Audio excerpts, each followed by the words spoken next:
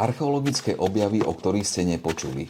Číslo 15. Na pobreží Walesu je pláž, kde sa pri veľkom odlive objaví pozostatok krajiny, ktorá bola kedysi suchou a úrodnou nížinou. Legenda z nej spravila kráľovstvo Cantrer Gwaelod, chránené hrádzami a bránami proti moru. Podľa príbehu sa strážca prílivových brán opil, zabudol ich zavrieť a more pohltilo celé kráľovstvo v priebehu jednej osudovej noci. Žiadne kráľovstvo archeológovia nenašli, ale výskum potvrdil, že toto územie bolo kedysi obývané. V rašeline medzi pňami sa našli zachované ľudské a zvieracie stopy, rady jamiek po stĺpoch, roztrúsené spálené kamene z ohnízk a dokonca kostrá pratúra. Po zimných búrkach v roku 2014 sa odhalil aj drevený chodník z krátkych kusov prútia a kameňov, ktoré ležia vedľa seba a sú zafixované kolmy po stranách. Datovanie ho kladie zhruba do obdobia 4000 až 3100 rokov pred našim letopočtom, do času, keď sa ľudia snažili prechádzať už čoraz mokrejším bažinatým terénom.